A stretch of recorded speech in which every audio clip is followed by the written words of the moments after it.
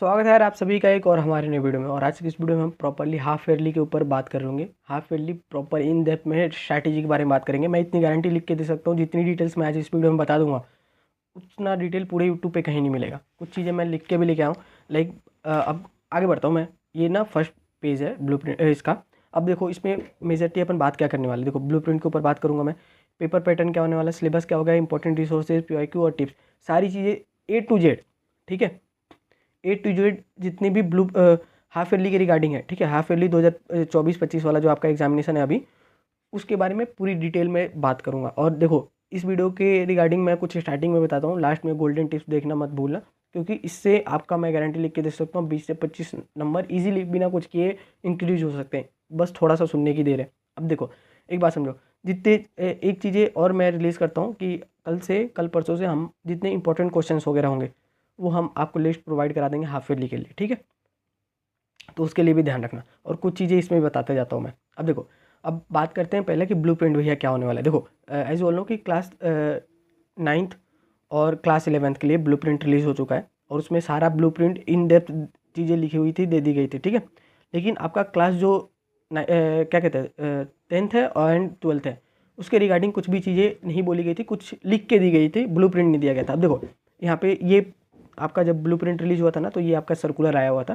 तो देखो एक बात समझो, जो माध्यमिक, एक तो माध्यमिक शिक्षा बोर्ड होता है, ये माध्यमिक शिक्षा है राजस्थान का, ये जो बीकानेर है जो आपका हाफ ईयरली एग्जाम कंडक्ट कराता है। ठीक है, इस बार करवा रहा है। लाइक आपको पता है कि पूरे राजस्थान भर में एक ही पेपर, कॉमन पेपर होने वाले हैं, तो वही चीज़ें होने वाली। अब देखो इसमें क्या लिखा गया कि जो आपका क्लास 9th एंड 11th के लिए जो आपका आधवार्षिक नीलपत्र, ठीक है, नीलपत्रों का प्रवेशित किया जाता है, लाइक ब्लूप्रिंट। अब देखो इस यहाँ पे लिखा गया था, यहाँ तक तो 11th अपनी कुछ काम का है नहीं। यहाँ से आते हैं क्लास 10th और 12th हेतु माध्यमिक शिक्षा बोर्ड। ये देखो ये शिक्षा है, शिक्षा राजस्थान है, ये शिक्षा बोर्ड अजमेर में ही है। माध्यमिक शिक्षा बोर्ड राजस्थान अजमेर एक ही है वो, जो आपका बोर्ड का एग्जाम कंडक्ट कराता है। ठीक है, के पैटर्न के अनुसार ही नीलपत्र होंगे। ठीक है, जो आपका ब्लूप्रिंट है वो ब्लूप्रिंट आपका जो है वो क्लास 10th एंड 12th के लिए बोर्ड वाला ही होगा। अब बोलोगे कि भैया एक बात बताओ, हमारे जैसे फिजिक्स का पेपर है, जो आपके प्रैक्टिकल सब्जेक्ट के पेपर होते हैं वो 40 नंबर के होते हैं। ठीक है, अदर 70 नंबर के होते हैं, ये 40 नंबर का होता है। अब एक बात बताओ हमें, लास्ट ईयर तक तो जो हाफ ईयरली है वो 40 नंबर का हुआ करता था। ब्लूप्रिंट के हिसाब से कह रहे हो ब्लूप्रिंट जो 56 नंबर का होता है, तो क्या होगा। अब देखो इसके ऊपर भी मैंने कुछ टीचर से बात करे, और कुछ जो अपने अंदर के गिने चुने लोग हैं उनसे मैंने कुछ बात करा, तो हमें कुछ इंपॉर्टेंट अपडेट वगैरह निकल के आई है, तो उसके बारे में मैं बात करूंगा आगे। ठीक है, ये देखो पहले बात कि भैया ब्लूप्रिंट अब हमें कैसे मिलेगा, हमें ब्लूप्रिंट दे दो। देखो ये 2024 वाला ब्लूप्रिंट है। देखो 2025 का नया आने वाला इतनी गारंटी है, लेकिन एक बात समझो, अभी तक 2024 का रिलीज है, तो समझो जो आपका बोर्ड हाफ ईयरली का पेपर होगा वो बन गया होगा। ठीक है, अभी तक बन गया होगा, इतना नहीं वेट करते हो। तो 2024 वाला जो ब्लूप्रिंट है उसी के अकॉर्डिंग अपन मान के चलेंगे, क्योंकि 25 वाला तो है नहीं, तो 24 वाला है, उसको फॉलो करते चलना। देखो अगर एक बात समझो, जो 2025 का ब्लूप्रिंट आएगा तो चेंजेस होंगे, तो यहाँ पे होंगे 1 नंबर MCQ में, और इसमें SAT वगैरह, ये जो है ना, ये 3 और 4 नंबर वाले यहाँ पे चेंजेस नहीं होंगे। याद रखना ये बात, मैंने पहले भी कही थी बात। ठीक है, अब आते हैं, पहले मैं कुछ ओल्ड पैटर्न के बारे में बात करूंगा, नए पैटर्न के ऊपर आते हैं, अभी एकदम डेप्थ में बात करूंगा उसके ऊपर। अब देखो ओल्ड पैटर्न पे आपको पता है मैक्सिमम मार्क्स आपके 40 नंबर हुआ करते थे। ठीक है, कुछ मैं बताता हूँ, क्योंकि हमें नहीं पता कि कौन सा पैटर्न आने वाला है कौन सा नहीं, क्योंकि अभी भी कंफर्म नहीं है ना चीज़ें। लेकिन जो बोर्ड आपका बोल रहा है कि ऐसे होने वाला है, तो उसके ऊपर आते हैं। देखो एक बात समझो, अगर बोर्ड कह रहा है कि ब्लूप्रिंट हम फॉलो करेंगे, तो ब्लूप्रिंट 56 नंबर का आता है, तो इतना ध्यान रखना जो आपका हाफ ईयरली इस बार एग्जाम होने वाला है वो 56 नंबर का ही होने वाला है। जो बोर्ड का पेपर आता है जिस हिसाब से, उसी हिसाब से पेपर सेट होके आएंगे। जो आपका बोर्ड में मॉडल पेपर आता है, पेपर आते हैं ना, उसी के अकॉर्डिंग आएगा। एक बात ध्यान रखना, तो ये बहुत अच्छी बात है आपके लिए जो बोर्ड के लिए प्रिपेयर कर रहे हैं। लेकिन हाँ एक बात समझो कि मार्क्स बढ़ गए, लेकिन वहाँ पे होगा नहीं होगा, तो मैं पुराने पेपर पैटर्न बता रहा हूँ, लेकिन जब ये तभी पता चलेगा जिस दिन अपना पहला पेपर होगा। मैं कुछ भी अपने मन से नहीं बता रहा हूँ, जो सर्कुलर आउट हुआ है उसी के आउट हुआ है। देखो जब कह रहा है कि हम बोर्ड का पेपर पैटर्न फॉलो करेंगे ब्लूप्रिंट, तो ब्लूप्रिंट तो 56 नंबर का होगा। तो डेट मीन्स क्या है कि आपका जो हाफ ईयरली का एग्जाम होगा क्लास 10th और 12th के लिए, उसमें 56 नंबर का पेपर होने वाला है। लाइक जो बोर्ड का जितने मार्क्स का होता है 56, मैं इसलिए बोल रहा हूँ क्योंकि जो physics chemistry practical main subject होते हैं उनके अकॉर्डिंग बोल रहा हूँ। तो जितना बोर्ड का मार्क्स होता है मैक्सिमम मार्क्स उसका ही होगा। लेकिन मैं कुछ पुराने पैटर्न के बारे में थोड़ा सा बता देता हूँ, ताकि आपको भी आइडिया रहे कि पुराना हमारा क्या चलता था। देखो पुराना अपना 3 सेक्शन हुआ करता था पैटर्न में। हाफ ईयरली की बात कर रहा हूँ, ओल्ड वाले, ओल्ड पैटर्न हाफ ईयरली, याद रखना ये बात, गलत मीनिंग मत निकाल लेना इसका।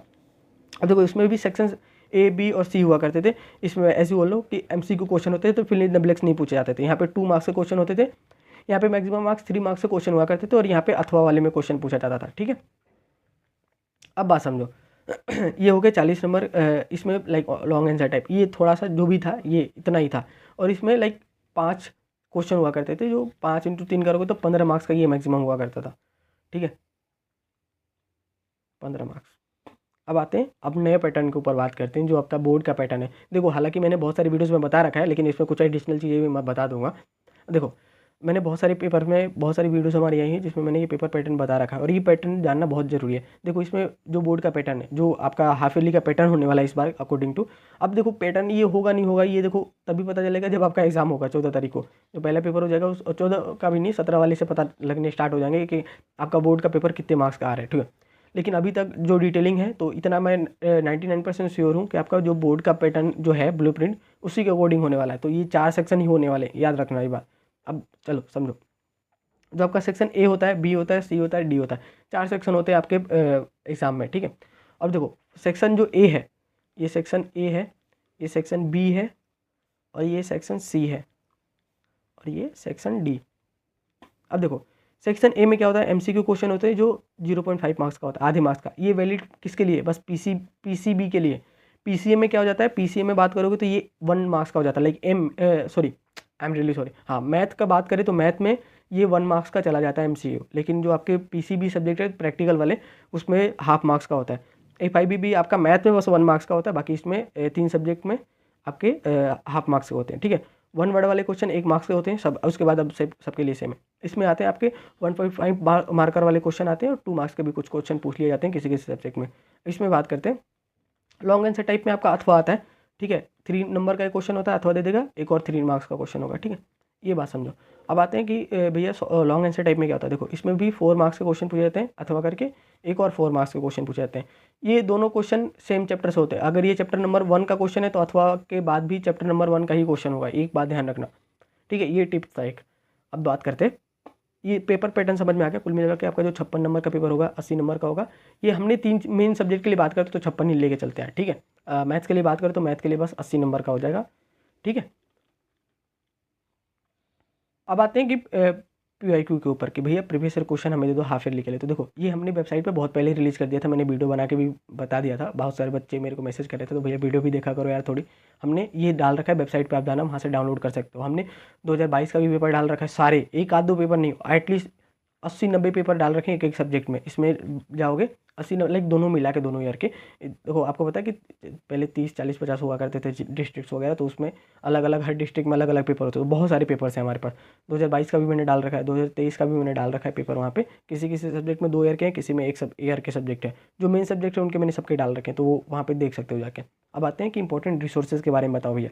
इंपॉर्टेंट रिसोर्स देखो जहाँ से मेनली आपका पेपर उठेगा, नोट्स हैं और PYQ कौन से भी हाफ ईयरली वाले भी करो, हाफ ईयरली में भी वही है यार, बोर्ड एग्जाम वाले। अगर आपके बोर्ड एग्जाम के आपके PYQ हैं आपके पास चैप्टर वाइज तो उनको लगाओ। अगर नहीं है तो आप हमारे से PDF भी खरीद सकते हो या बुकलेट भी ऑर्डर करा सकते हो। इसमें सारे chapter wise previous year question आपको मिल जाएंगे।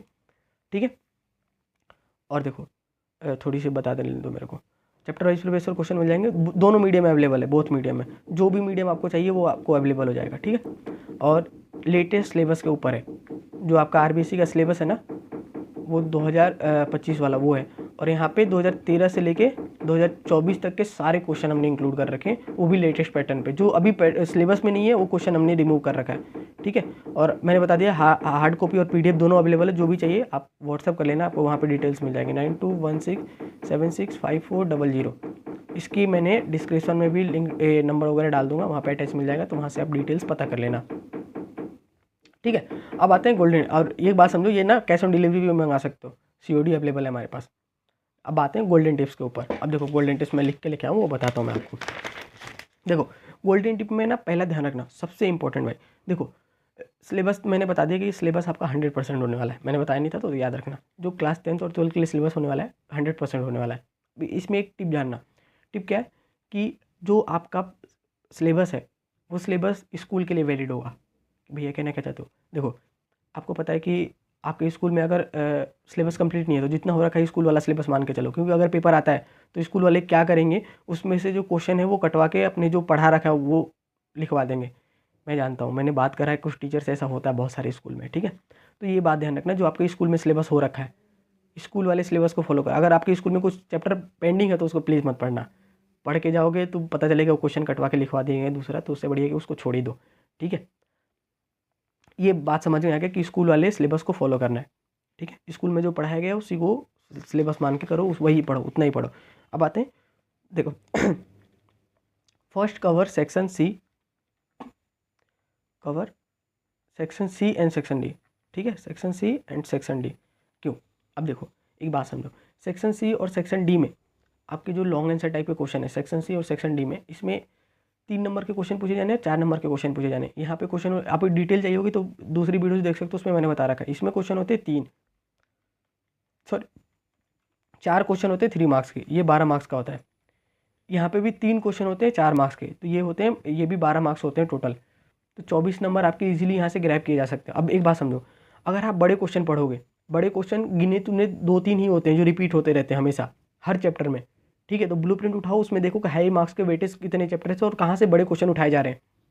अगर ब्लूप्रिंट यहाँ पे दिखाऊँ मैं, तो अगर बात करोगे तो यहाँ पे कि देखो एक 3 नंबर का क्वेश्चन फर्स्ट चैप्टर से पूछा जा रहा है, फिर आपका चैप्टर नंबर 4 है, चैप्टर नंबर 7 है, यहाँ से 4 मार्क्स का क्वेश्चन पूछा, चैप्टर नंबर 9 है, चैप्टर 14 है। इनको पहले पढ़ो, इनमें मान लो एक क्वेश्चन छूट गया तो अथवा में तो रहेगा ना। अब एक बात समझो, बड़े क्वेश्चन पढ़ोगे ना तो छोटे क्वेश्चन अपने आप इजीली कवर हो जाने हैं। छोटे मोटे जो एमसीक्यू के क्वेश्चन आएंगे और फिल इन द ब्लैंक्स में क्वेश्चन आएंगे ना, 1 वर्ड में क्वेश्चन आएंगे, वो इजीली कवर हो जाएंगे। पढ़ना है तो बस इसको पढ़ो और इसको पढ़ना पड़ेगा, तो इसको छूट भी जाए तो कोई दिक्कत नहीं है। अगर सिलेबस नहीं हुआ है तो कम से कम इनको करो, पहले लॉन्ग आंसर टाइप पे क्वेश्चन पे ध्यान दो। और मैं जितने इंपॉर्टेंट क्वेश्चन लाऊंगा ना तो देखोगे कि 3 number 4 number question easily match हो जा रहे हैं। लास्ट ईयर मैंने बोर्ड के लिए 15 क्वेश्चन रिलीज करे थे, 15 में से 9 क्वेश्चन सेक्शन सी और सेक्शन डी कंप्लीटली वहाँ से थे, एक क्वेश्चन भी इधर उधर नहीं गया था। तो ये बात ध्यान रखा करो आप, ठीक है। अपने पास 2 हो गए कि पहले आपको सेक्शन सी और सेक्शन डी कवर करना है। सेक्शन सी सेक्शन डी करोगे तो अपने आप बड़े क्वेश्चन, एक छोटे क्वेश्चन अपने आप प्रिपेयर हो जाएंगे, और बड़े क्वेश्चन में ज़्यादा मार्क्स, लाइक प्रॉबिलिटी ज़्यादा हो जाती है मैच करने के क्वेश्चन, उसमें कम क्वेश्चन होते हैं, जल्दी कवर हो जाएगा, तो मार्क्स वहाँ से ज़्यादा बूस्ट होने के चांसेस है, बहुत ज़्यादा, ठीक है। अब बात करते हैं कि देखो आपके पास बोर्ड के पीवाईक्यू हैं तो बोर्ड के पीवाईक्यू लगाओ, वो गॉड है आपके लिए, उससे बढ़िया ब्रह्मास्त्र कुछ भी नहीं है, ठीक है। और जो हाफ ईयरली के पीवाईक्यू हैं उनको भी एनालिसिस करो, और उनमें जो मोस्टली रिपीटेड क्वेश्चन है हाफ ईयरली पीवाईक्यू उनको पढ़ो, ठीक है।